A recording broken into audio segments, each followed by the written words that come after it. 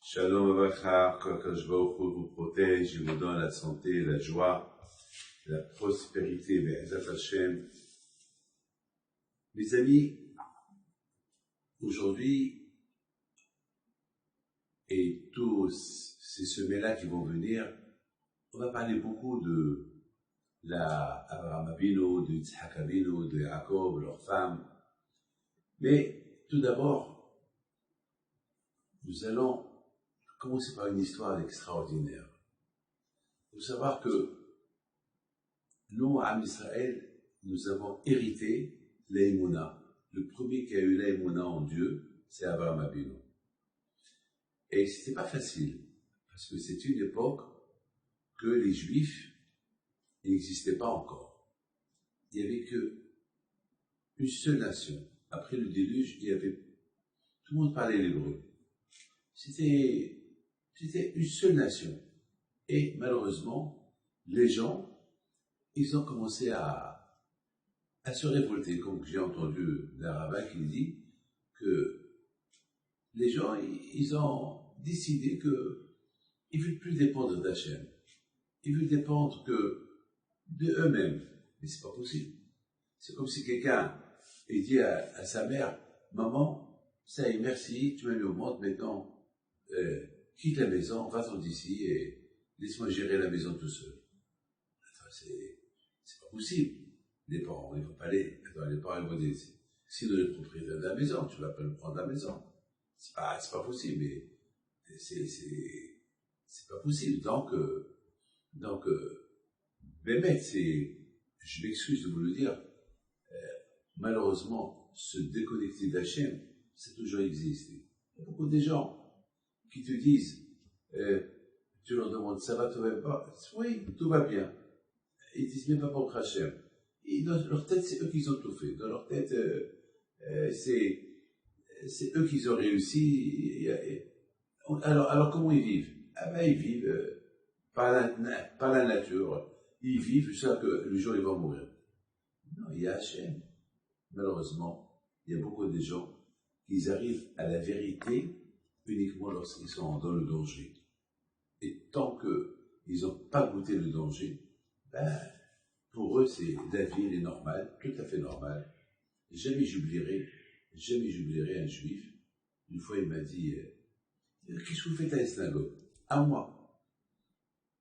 Comme ça, on était dans un mariage religieux. Bon, lui, il faisait du business avec le père de la mariée, et il voit que tout le monde vient me voir, et les gens me demandent des brachot, et lui, ça l'a énervé, non seulement qu'il n'est pas venu déposer le bracha, mais avec une arrogance, il me dit, mais je ne comprends pas pourquoi des brachot, pourquoi prier, pourquoi aller à la synagogue, pourquoi ça, que dire, papa.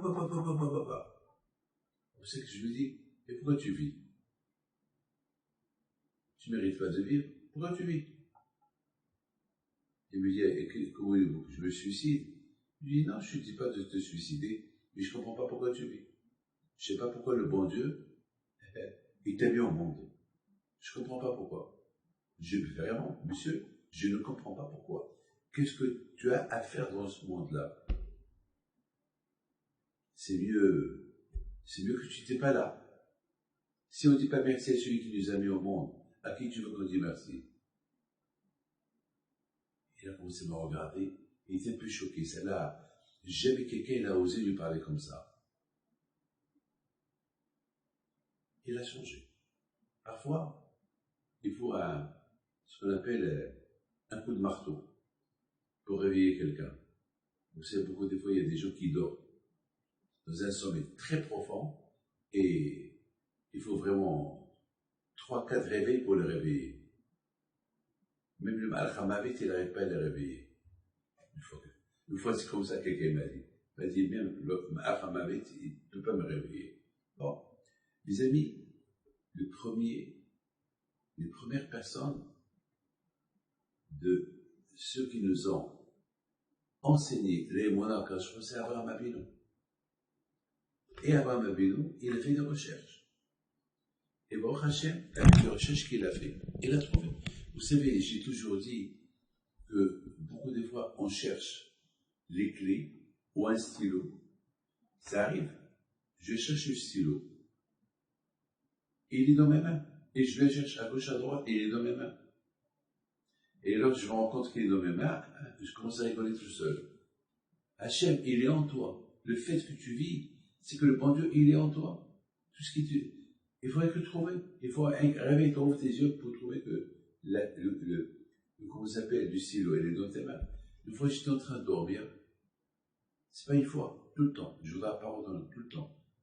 Je dors, lorsque je me réveille au milieu de mon sommeil, ma première réaction, est-ce que la kippa, elle est sur ma tête? Même dans mon sommeil. Tout le temps.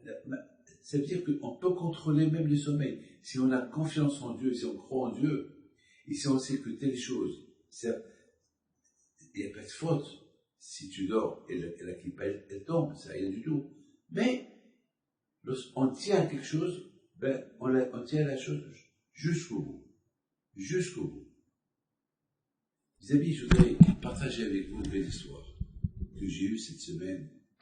Je suis parti à Shabbat Hatan et j'ai eu une belle histoire avec moi-même. Vous savez que j'ai deux sortes de paires de lunettes. J'ai des lunettes avec lesquelles je vois de loin et j'ai des lunettes avec lesquelles je vois de près. Mais moi, les lunettes avec lesquelles je vois de loin, elles ne m'intéressent pas parce que le plus important, c'est de voir de près, étudier. C'est tout. Loin, ça m'intéresse pas. Bon, Hachem, je vois pas mal. Mais malheureusement, le médecin, une fois, il m'a dit, non, c'est bien il m'a prouvé qu'il faut que je vois de loin. Mais j'ai dit, justement, moi, je suis rabbin, ça m'intéresse pas de voir de loin.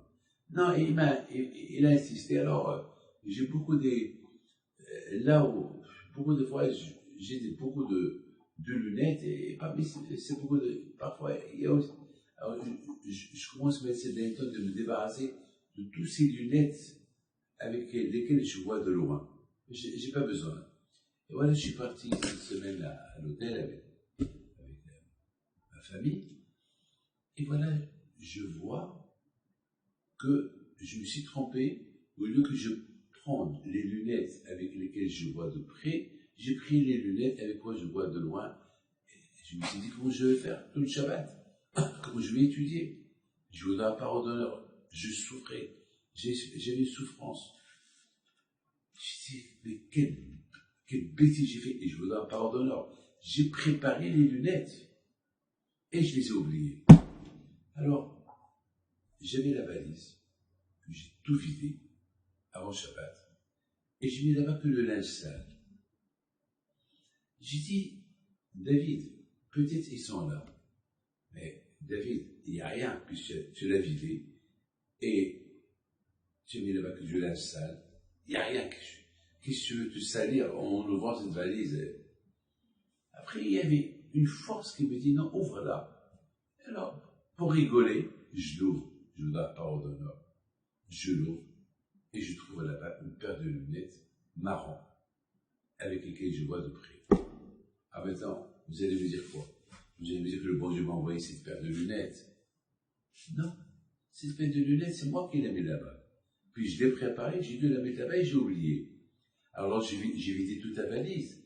Il se peut que j'ai cru avoir vidé toute la valise, mais j'ai pas vu cette paire de lunettes. Pourquoi? Parce qu'Hachem, il veut que je prie. Hachem, il veut simplement me montrer combien la prière, elle est importante, et Hachem, il veut voir la peine que je vais avoir parce que je n'ai pas de lunettes pour étudier la Torah. Vous savez que Hachem, il se régale. Quand je me rends, beaucoup des fois, il se régale lorsqu'il voit quelqu'un qui cherche à faire une mitzvah. Dans la cache, il voulait rigoler un peu, alors je l'ai fait rigoler. Moi aussi, j'ai rigolé, les deux on a rigolé. Que le bon Dieu vous protège, et je vous souhaite une bonne journée.